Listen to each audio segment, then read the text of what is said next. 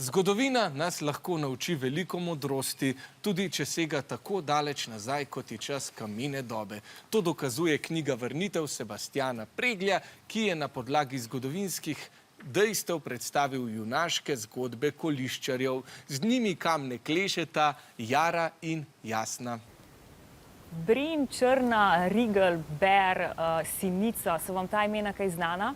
To so vaši tri pikice, dedki in babice oziroma osrednji junaki te knjige Vrnitev. Vrnemo se v čas kamene dobe v Sloveniji. Jara, ti imaš tudi tako zanimivo ime. Odkot izvira? Jara je v bistvu staroslovansko ime in izhaja iz jaric, ki so tiste prve rožice spomladi, ki poženejo. In zato naj bi Jara v bistvu pomenilo mlada.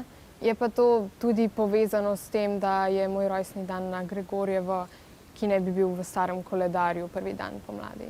Jara, potem boš ti večno mlada. Ja. No, jaz mislim, da bi bila lahko brez problema osrednja junakinja te knjige. Kdo pa so dejanski osrednji junaki? Črna in Brin sta dva otroka, ki sta se podala na poti svojega kolišča. Sta pa srečala tudi Bera in Rigla, ki sta prav tako potepuha in sta se podala iz svojega kolišča.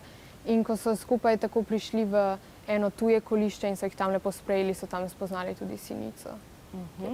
In tam so si dobili tudi poglavarjevo naklonjenost, ampak so tisto kolišče potem vseeno morali zapustiti. Kako je do tega prišlo? Pravzaprav sta se Črna in Sinica sta se potepali in sta zašli na območje od drugega plemena.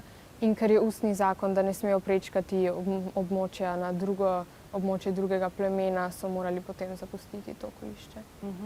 V vrnitvi so torej ljudje razdeljeni v plemena, prav tako ne smejo potem križati teritorija drugega plemena in redki si upajo izven svojega kolišča. Nekako tako si je ureditev zamislil avtor Sebastjan Pregelj, ki pa je sedaj v najini družbi. Sebastjan, odkot navdih za takšno ureditev in morda kakšne vzporednice z današnjim časom? Torej, raziskovalci predvidevajo, da je takratna družba imela zelo jasna pravila, ki je ljudem omogočala sobivanje. Na koliščih so prebivali ljudje različnih generacij, ki so imeli verjetno izdelano neko svojo mitologijo, svoje razlage sveta. In tako kot danes so bila takrat nekatera pravila izrečena, nekatera neizrečena, in tako kot danes rečemo, to se spodobi ali pa to se ne spodobi, nekako tako je verjetno bilo tudi v tistih davnih časih in v tem smo si podobni še danes. Hvala lepa, Sebastjan.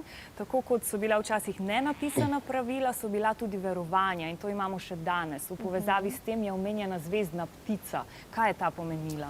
Zvezdna ptica naj bi v bistvu prinašala svetlobo in toploto in ko so imela tuja plemena kakšne nesreče, da je na primer medved raztrgal kakšnega otroka ali pa da so otroci ali ženske zboleli, potem so se obrnili k tej zvezdni ptici in zato se je tudi starec iz tujega plemena oblekel vanjo. In ta zvezdna ptica so bile pravzaprav zvezde na nebu. Morda imamo iz tistih časov tudi to, da si ob zvezdnem utrinku kaj zaželimo. No, jaz vam želim prijetno branje te knjige in pa da odgovorite pravilno. Hvala lepa, Jasna, tudi jaz seveda držim pesti za pravilni odgovor. Vprašanje pa gre takole. Knjiga Vrnitev govori o življenju plemen v kameni dobi. Kot pove avtor Sebastjan Pregelj, lahko med delovanjem današnje družbe in družbe v kameni dobi povlečemo vsaj eno vzporednico. Katero? A. Obe družbi sestavljajo večje ali manjše skupine ljudi. B. Obe družbi ne namenjata veliko pozornosti religiji. C. Obe družbi imata jasno izrečena in neizrečena pravila. Ali D. Obe družbi imata hierarhijo, na vrhu katere so poglavarji.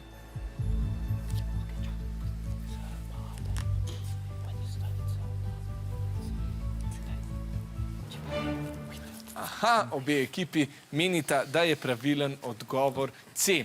Avtor pove, da so tako kot danes tudi v kameni dobi veljala izrečena in neizrečena pravila.